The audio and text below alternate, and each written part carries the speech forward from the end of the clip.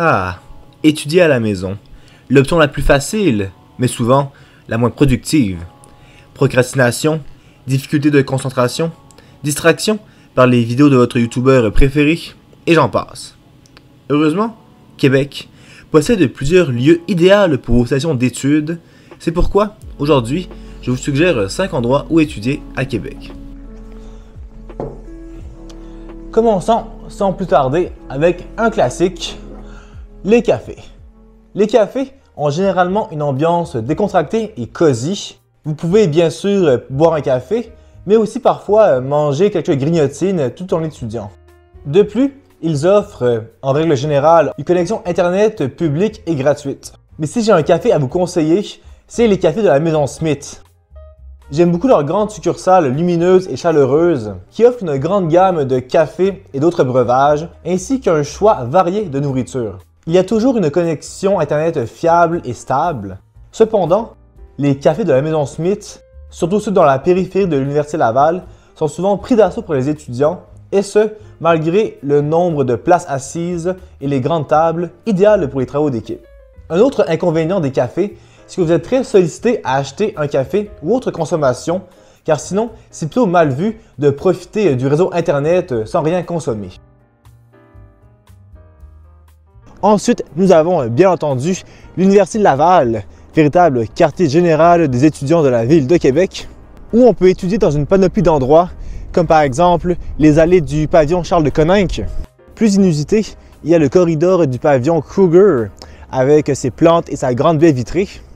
On peut aussi penser au café Foilier pour boire un bon café ou même prendre une bière tout en étudiant. Il y a aussi les archives nationales dans le pavillon Louis-Jacques Cazot qui bénéficient d'un espace de travail ainsi que d'un accès privilégié aux archives. Et puis, l'éléphant dans la pièce, bien sûr, c'est la grande bibliothèque du pavillon Charles Bonenfant. La bibliothèque de l'Université Laval est une des plus importantes au Canada. Abritant des millions de documents et de livres, elle offre en plus des dizaines d'espaces de travail personnels sous réservation. Et cerise sur le gâteau, lors des semaines de mi-session et de fin de session, elle est ouverte 24 heures sur 24. Finalement, peu importe où que vous soyez sur le campus, vous aurez toujours accès au réseau Internet public invité. Et si vous êtes étudiant ou travailleur à l'Université Laval, vous pouvez utiliser le réseau Internet EduRoam. En parlant de bibliothèque, si vous êtes à la recherche de silence et de tranquillité, je ne peux que vous conseiller les bibliothèques de la ville de Québec. Ce réseau comporte 26 bibliothèques publiques réparties à travers le territoire de la ville. Il y en a donc forcément une près de chez vous. Dans ces bibliothèques, vous trouverez des milliers d'ouvrages, quelques salles de travail et un réseau Internet public gratuit. Cependant, s'il y a bien une bibliothèque qui se démarque des autres, c'est celle de la Maison de la littérature. Il s'agit ni plus ni moins d'un complexe culturel axé sur la littérature francophone, très lumineux grâce à sa belle fenestration généreuse.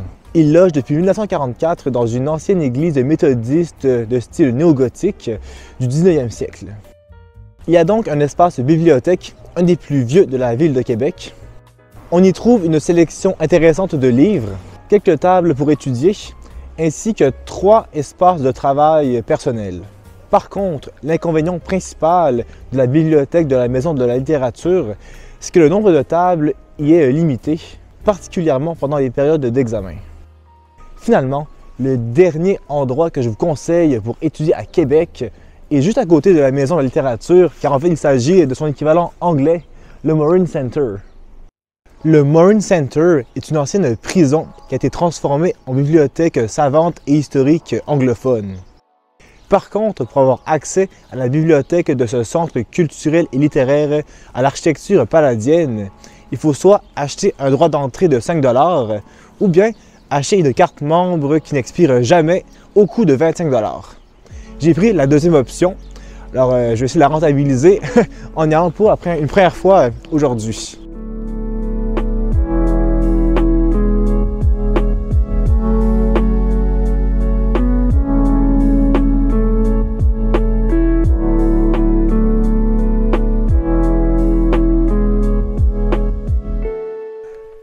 C'est vraiment une très belle bibliothèque et c'est super calme. prend autant que les pages d'un livre tourné. C'est pour ça que je chuchote. Si vous recherchez la tranquillité, c'est vraiment l'endroit où aller à Québec, le Morin Center. On se croirait vraiment dans une bibliothèque du 19e siècle anglophone. Il n'y a que des livres en anglais. Ça peut être un point positif comme un point négatif, dépendamment de ce que vous recherchez comme livre. Niveau décor et ambiance, là, c'est vraiment 10 sur 10. J'adore. Les quelques points négatifs, c'est que le Morin Center est seulement ouvert du jeudi au dimanche. Elle ouvre de 10h et ferme à 16h. Donc, vous ne pouvez pas vraiment venir ici en semaine du lundi au mercredi. Et puis, finalement, ce n'est pas gratuit l'accès à la bibliothèque du Morin Center.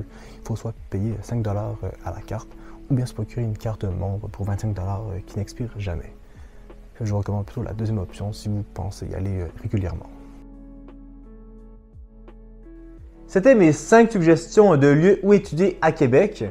Si elles vous ont plu, alors n'hésitez pas à partager la vidéo, à mettre un commentaire et un pouce bleu. Et si ce n'est pas déjà fait, vous pouvez vous abonner et mettre la cloche.